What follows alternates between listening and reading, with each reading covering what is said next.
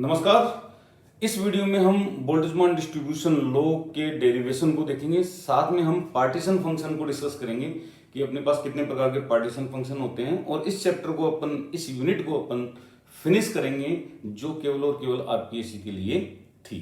तो अब ध्यान रखना आप कि अभी भी बहुत सारे बच्चों के कॉल आ रहे हैं, तो मैं उनसे ये कहूंगा भी टाइम न गंवाएं। आपने देख लिया मैं किस टाइप से पढ़ाता हूँ, ये एज डेमो लेक्चर मान लो, चाहे आपके लिए चाहे कैसे मान लो, ठीक है नहीं। आप देर न करे बैच ज्वाइन कर सकते हैं आप, ठीक है नहीं है। आप जितना लेट बैच ज्वाइन करोगे उतनी दिक्कत होगी आपको। आप टाइमली बैच ज्वाइन कीजिए। ये जो सिलेबस है अपना, ये जुलाई एंड तक खत्म हो जाएगा और अगस्त से आपका रिवीजन स्टार्ट हो जाएगा, ठीक है नहीं है। मैंने भी स्पीड पकड़ ली है अपने सिलेबस को लेकर। लगभग जो 3 से 4 घंटे डेली के डेली अपडेट होते हुए चल रहे हैं, ठीक है नहीं है। और आपको 100% सिलेबस करवाया जाएगा। ऐसे नहीं है कि आपको पिन पॉइंट टॉपिक करवाए जाएंगे जैसे और करवाते हैं। घास नहीं काटी जाएगी किसी भी टॉपिक में। हर टॉपिक में बारीकी से आरपीएससी आने वाले क्वेश्चनों को डिस्कस किया जाएगा, ठीक है नहीं है। तो बिल्कुल देर किए बिना आप बैच को ज्वाइन कीजिए और मैं यहाँ पे वीडियो स्टार्ट करता हूँ, ठीक है नहीं है। तो मैक्सवेल बोल्ट्जमान डिस्ट्रीब्यूशन लॉ, तो अपन इसको बेसिकली मैक्सवेल तो अपन बोलेंगे नहीं, इसको बोल्ट्जमान डिस्ट्रीब्यूशन लॉ बोलेंगे, लेकिन फ्लो में अपने निकल जाता है ये चीज। तो इसकी काफी चीज अपन ने कल देखी थी, ठीक है नहीं। और हमें फाइनली ये फॉर्मूला लेके आना है इसके डेरिवेशन में, ठीक है नहीं। N I upon N G I exponential की पावर माइनस ई आई अपॉन के बी टी, या summation G I exponential E I minus ई आई, हाँ जी, केबीटी। ये फॉर्मूला अपन को लेके आना है। इसका नीचे वाला पोर्शन जो है ये वाला, ये पार्टीशन फंक्शन कहलाता है। देखेंगे, इसको चर्चा करेंगे, ठीक है नहीं है। इसके नीचे वाला क्या कहलाएगा? Partition function. तो बोल्ट्जमान डिस्ट्रीब्यूशन लॉ में इसके डेरिवेशन को कैसे किया है वो देखते हैं। तो डेरिवेशन में आप ध्यान रखना कि इसने क्या किया कि एक सिस्टम को कंसिडर किया, ठीक है नहीं है। और सिस्टम को कंसिडर किया है इसने ई और वी, ये एक सिस्टम है आपका, और यहां पे ई यानी कि एनर्जी और नंबर ऑफ पार्टिकल को क्या मान लिया? कांस्टेंट मान लिया। E1, E और N को क्या मान लिया इसने? कांस्टेंट मान लिया, ठीक है नहीं है भाई। उसने ये कहा कि इस सिस्टम में टोटल जो पार्टिकल है वो N है और टोटल पार्टिकल की टोटल एनर्जी E है। तो दोनों चीजों को कांस्टेंट माना गया है, ठीक है नहीं है। अब उसने ये कहा है कि E1 एनर्जी लेवल्स में आपके N1 पार्टिकल है, E2 में आपके N2 पार्टिकल है, E3 में आपके N3 पार्टिकल, ठीक है नहीं। पार्टिकल्स इस प्रकार के पार्टिकल्स है, और ये जो पार्टिकल है ये डिस्टिंग्वाइजेबल।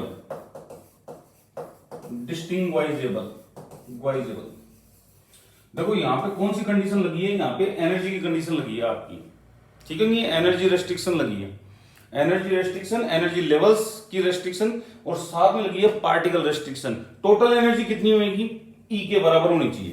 तो दोनों यहां पे रेस्ट्रिक्शन लग रखी है, ठीक है नहीं है। तो दिमाग को दुरुस्त रखना। और एक चीज और, केटीजी का इसने फॉलोअप किया है, कहा है कि पार्टिकल्स एक दूसरे से इंटरेक्ट नहीं होते, न रिपल्सन पाया जाता है, न फोर्स ऑफ अट्रैक्शन पाया जाता है। तो यहां पे एक टर्मिनोलॉजी निकल के आएगी कि अपने पास अगर टोटल मॉलिक्यूल एन है, ठीक है नहीं है, तो ये किन का समीशन होगा? एन आई मॉलिक्यूल होगा, यानी इनका समीशन होगा सबका, ठीक है नहीं है। किन का समीशन होगा? इन मॉलिक्यूलों का समीशन होगा, N1, N2, N3, इनका समीशन होगा इस प्रकार से। और अगर टोटल एनर्जी देनी हो लेवल्स में तो ये कैसे दी जाती है? NiEi से दी जाएगी।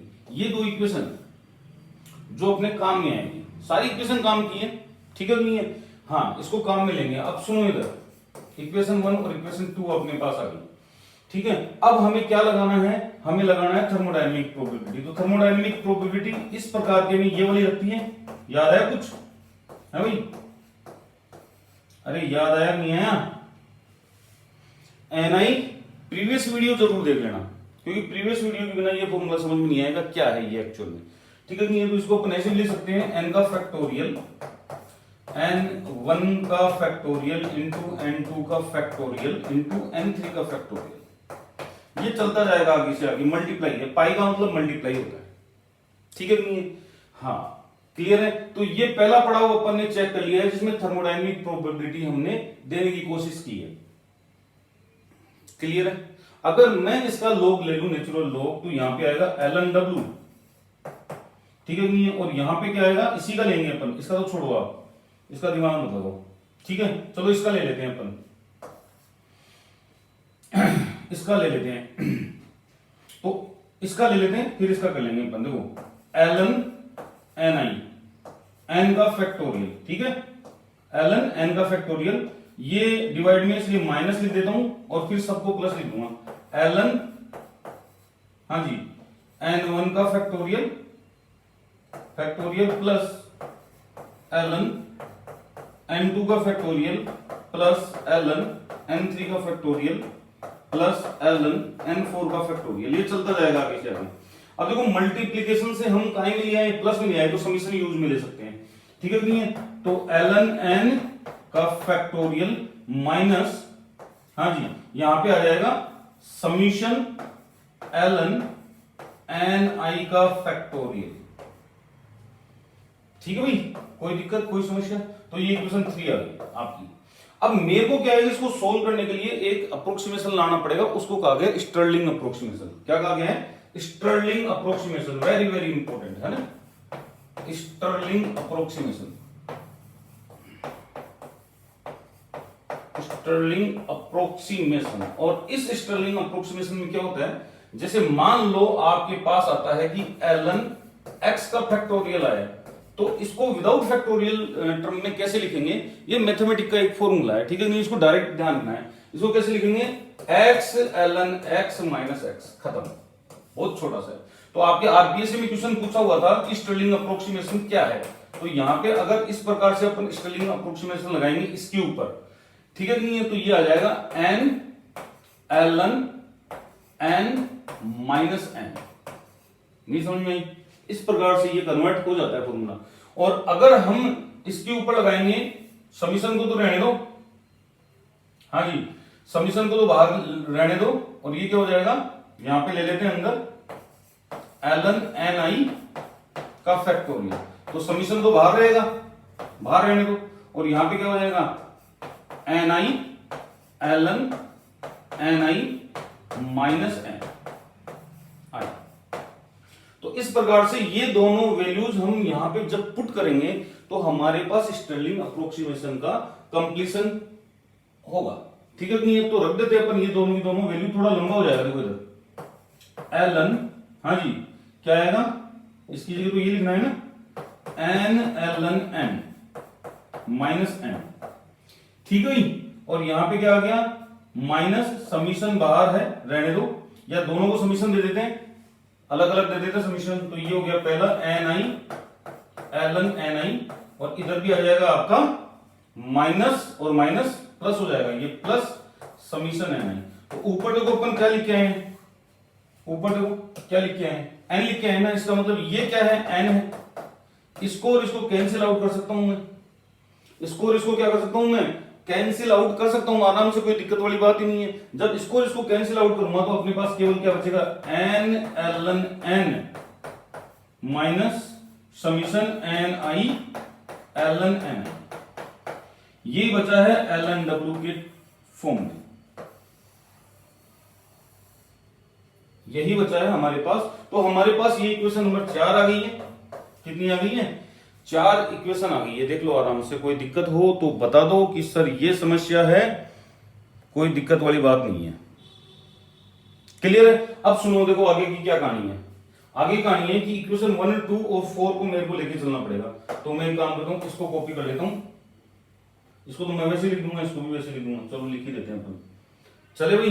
चलो देखो इक्वेशन कौन सी थी, n summation ni।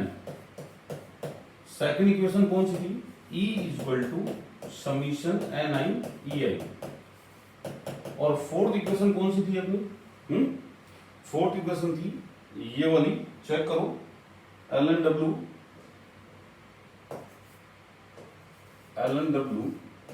Equal to n ln n, हाँ जी, minus summation bracket ni ln n, ये इक्वेशन है आपके पास, ठीक है? अब हमें क्या करना है, यहाँ पे एक मेथड यूज में लेंगे अपन, ठीक है कि नहीं है।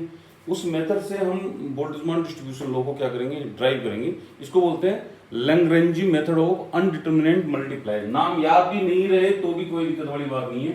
आपको करना क्या है, इसमें इसको हम डिफरेंशिएट करेंगे। तो n और e कांस्टेंट है, अगर इसको डिफरेंशिएट करेंगे तो इसकी वैल्यू क्या हो जाएगी, 0 हो जाएगी, और यहाँ पे आ जाएगा समीशन dni। ठीक है भाई, तो इस इक्वेशन को अपन ए बोल देते हैं कि ये ए इक्वेशन है। क्लियर है। अभी चेक करेंगे अपन, देखते जाओ आप। और इसको अपन डिफरेंशिएशन करेंगे तो इसका तो 0 हो गया। और ये क्या हो जाएगा, समीशन ni कॉमन कांस्टेंट ले लेते हैं और ei को क्या कर देते हैं, डिफरेंशिएट कर देते हैं। फिर वापस इसको लेंगे और क्या होगा इसमें, हाँ जी, समीशन ei dni। तो ये वाली टर्म भी क्या होगी आपकी, 0 होगी, क्योंकि कांस्टेंट है। तो यहाँ पे कुल मिला के जो इक्वेशन आएगी वो ये आएगी, समीशन ei dni। ठीक है, इस इक्वेशन को अपन बी बोल देते हैं। बोल दिया अभी, आराम से करो। और इसको भी अपन को क्या करना है, डिफरेंशिएट करना है। तो यहाँ पे मैक्सिमम प्रोबेबिलिटी की बात जब करेंगे, मैक्सिमम प्रोबेबिलिटी की बात करेंगे, यहाँ पे ये प्रोबेबिलिटी मैक्सिमम है, तो इसका डिफरेंशिएशन की वैल्यू क्या आएगी, 0 होगी। तो इसको भी अपन 0 कर देते हैं, ऐसे करते हैं D L N W equal to 0। ठीक है, और ये कांस्टेंट है, ये कांस्टेंट है, इसका डिफरेंशिएशन भी 0 आएगा। तो करना किसका डिफरेंशिएशन है, ओनली इसका डिफरेंशिएशन करना है। तो इसका मतलब ये हो गया 0 इक्वल टू समीशन, हाँ जी, इसके डिफरेंशिएशन में पहले इसका कर देते हैं, फिर ये कर देते हैं D N I D L N I L N N I. Clear है, प्लस चेक करो, plus summation L N N I D N I कर दिया। अब मेरे को क्या करना है, मेरे को इसको रिवर्स फॉर्म में लिखना है, इसको रिवर्स फॉर्म में लिखना है, क्योंकि अपन अच्छी तरह जानते हैं कि डी एल एन एक्स जो होता है वो 1/x डॉट डी एक्स के बराबर होता है। मैथमेटिकल ड्राइव है ये, ठीक है नहीं है। तो इसकी जगह अपन रखने की कोशिश करते हैं ये वाला रखने की कोशिश करते हैं। तो यहाँ पे क्या आएगा, तो एक काम करो, इस समीशन को बाहर निकाल लो, निकाल लिया इधर से, कोई दिक्कत वाली बात नहीं है। तो यहाँ पे एन आई आ गया और यहाँ पे आ गया 1/ni डॉट डी एन आई। तो एन आई से एन आई कैंसिल हो जाएगा, हो गया ना। और प्लस यहाँ पे क्या बचेगा, L N N I D N I. Clear है, यहां से डी एन आई को कॉमन निकाल लो, देखो क्या आ रहा है, समीशन, यहाँ पे 1 बचेगा प्लस एल एन एन आई, हाँ जी एन आई। ये इक्वेशन अपनी आ गई, सी इक्वेशन मान लेते हैं इसको। और ये तीनों की तीनों किसके बराबर है, 0 के बराबर है। चेक करो एक बार, ये सी इक्वेशन आ गई। 3 इक्वेशन अपन ने ले लिए यहाँ पे, दिख गई तीनों इक्वेशन। तो ये तीनों क्या करती है, लैग्रेंजी मेथड ऑफ अनडिटरमाइंड मल्टीप्लायर से हम इसको क्या करेंगे, ड्राइव करेंगे। तो हम क्या करते हैं, इसको तो आप करो अल्फा डैश से मल्टीप्लाई, इसको बीटा से मल्टीप्लाई करो, इसको एज इट इज रहने दो। तो जब इसको अल्फा डैश से मल्टीप्लाई करोगे तो कितना आएगा, 0 equal to summation alpha dash D N I. आगे और इसको करोगे तो क्या आएगा, इस इक्वेशन को summation beta E I D N कर दिए भाई, देख लो आराम से। और इसको एज इट इज लिख दो, हाँ जी, summation 1 plus L N N I D N I. और ये आपकी इक्वेशन ए बी सी मान लो यार, क्या फर्क पड़ता है। और इन तीनों इक्वेशंस को अपन ऐड कर देंगे, अब ऐड करेंगे, ठीक है नहीं है। जब ऐड करेंगे तो अपना समीशन बाहर निकल जाएगा, निकल जाना तो बाहर, ये समीशन बाहर निकल गया। उधर क्या बचा, उधर बचा अल्फा डैश, इधर क्या बचा बीटा ई आई, इधर क्या बचा plus 1 plus L N N I. और डी एन आई को भी अपन ने बाहर ले लिया, बराबर किसकी है, ये 0 की है। तो इसको और इसको अल्फा बना दो, बना दिया अल्फा, तो क्या बनेगा, अल्फा बीटा ई आई और यहाँ पे L N N I D N I equal to 0। अब यहां से अपन कई टर्म को एक साथ बाहर निकाल सकते हैं। कैसे निकालेंगे, देखो इधर अल्फा बीटा का कोई मतलब नहीं है। पहली इक्वेशन देखो, अल्फा प्लस बीटा E1 ऐसे निकाल सकते हैं, plus ln n1 equal to 0। इसका कोई रोल नहीं रहेगा क्योंकि इधर 0 है ना। दूसरी टर्म ऐसे निकल सकती है, alpha plus beta E2 ln n2 0। इसी प्रकार से आगे निकालते हुए चलेंगे और इसको कॉमनली अपन लिख लेंगे। और ये लैग्रेंजी मेथड है ना, लैग्रेंजी मेथड ये है। तो इसका कॉमन फॉर्मेट लिख लेते हैं अब अपन। देखो कॉमन फॉर्मेट क्या आएगा, कॉमन फॉर्मेट आएगा अल्फा प्लस बीटा EI, ठीक है नहीं है, और plus ln ni equal to 0। ये कॉमन फॉर्मेट आ गया उनका सबका। यानी कि अपन ने इतना जो सॉल्यूशन किया है वो इस पर आके टिक गया रिजल्ट पूरा का पूरा, ठीक है नहीं है। अब हम क्या करेंगे, इन दोनों को उधर भेजो, ln ni, ठीक है, alpha plus beta EI। Check कर लो आराम से, चेक कर लो, चेक करो, चेक करो, चेक करो, कर लिया। अब इसका एंटीलोप ले लो ni, तो ये एक्सपोनेंशियल की टर्म पे जाएगा। लेकिन यहाँ पे क्या है, जब ये ट्रांसफर किया तो माइनस आएगा यहाँ पे, ठीक है। तो exponential minus alpha plus beta EI ये आया। अब ये प्रोबेबिलिटी है, ये प्रोबेबिलिटी है। इसी फॉर्मेट में लिखा जाता है आपका डिस्ट्रीब्यूशन लॉ, लिखा जाता है ना, इसी फॉर्मेट में लिखा जाता है डिस्ट्रीब्यूशन लॉ, ठीक है। इसको चाहो तो आप सेपरेट करके भी लिख सकते हो ऐसे। और यही आपका बोल्ट्जमान डिस्ट्रीब्यूशन लॉ है, यही आपका बोल्ट्जमान डिस्ट्रीब्यूशन लॉ है, जहां बीटा की वैल्यू 1/kBT है। क्या है, बीटा की वैल्यू 1/kBT है। तो यहां पे ऐसे लिख देंगे अपन, ऐसे भी लिख सकते हैं अपन, EI डिवाइडेड बाई KBT, ऐसे भी लिख सकते हैं NI की वैल्यू।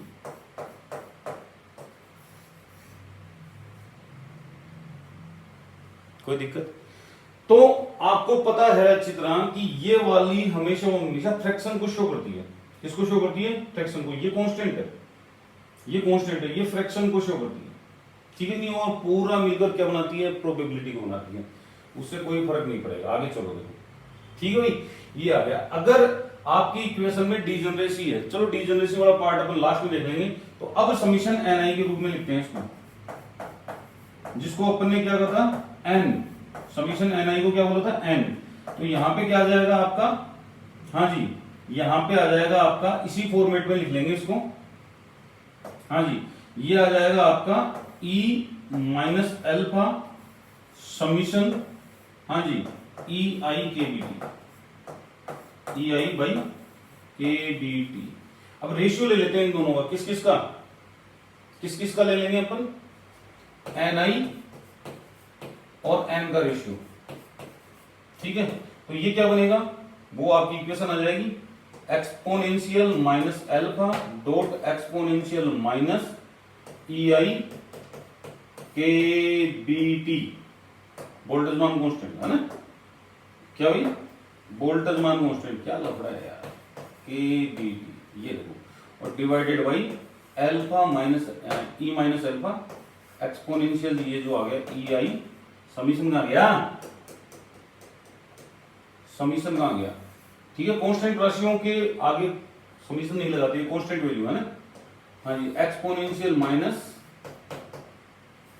EI KBT, देख लो आराम से, कोई दिक्कत। ये कट गया आपका, ये कट गया, तो आपकी फाइनल इक्वेशन ये आ गई। और जब डीजनरेसी की फॉर्मेट में लिखोगे तो GI से मल्टीप्लाई कर देना, कहीं से मल्टीप्लाई कर देना, GI से मल्टीप्लाई कर देना। अभी करके बताता हूँ मैं, टेंशन मत लो, KBT, ठीक है भाई। और देखो, अब डीजनरेसी की फॉर्म में लिखेंगे इसको, तो ये हो जाएगा GI माइनस EI KBT, और यहां पे आएगा summation GI exponential EI KBT। इसको चाहो तो इस फॉर्मेट में भी लिखा हुआ मिल सकता है तुम्हें, G I is equal to exponential minus beta E divided by summation G I exponential minus beta E, ऐसे लिख सकते हो आराम से, ठीक है नहीं है। और ये जो नीचे वाली चीज है जो लिखी हुई है आपके पास, ये पार्टीशन फंक्शन है, यहां से पार्टीशन फंक्शन की शुरुआत हुई। तो भैया पार्टीशन फंक्शन,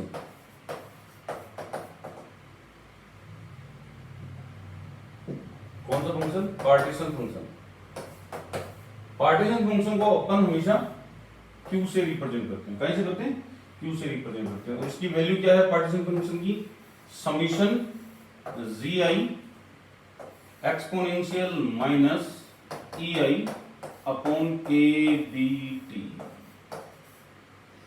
ठीक है भाई, कोई दिक्कत? अब हमें क्या करना है, हमें इस जी आई को मॉडिफाइड करना है, इस ई आई को मॉडिफाइड करना है और बनाना है ट्रांसलेशनल रोटेशनल अलग अलग पार्टीशन फंक्शंस, अलग अलग पार्टीशन फंक्शंस अपन को बनाना है। तो इसके आगे का जो है हम वो स्क्रीन पर देखेंगे, ठीक है नहीं है। टैब स्क्रीन पर चलेंगे, पार्टीशन फंक्शन पूरा टैब स्क्रीन पर समझाऊंगा, फिर आपका जो अनसेंबल्स वगैरह वो वापस स्क्रीन पे समझाऊंगा। तो यहां से आपको इक्वेशन मिल सकता है, ठीक है नहीं है। बोल्ट्जमान स्टैटिक्स के नाम से आ सकता है, तो ये इक्वेशन ध्यान में रखना, कोई गड़बड़ मत कर देना आप इक्वेशंस में, ठीक है भाई। तो बिना देरी करे अपन चलते हैं पार्टीशन फंक्शंस और डिटेल से करेंगे, क्या क्या इक्वेशंस आते हैं वो भी डिस्कस करेंगे, ठीक है भाई। वीडियो पे बने रहना लास्ट तक।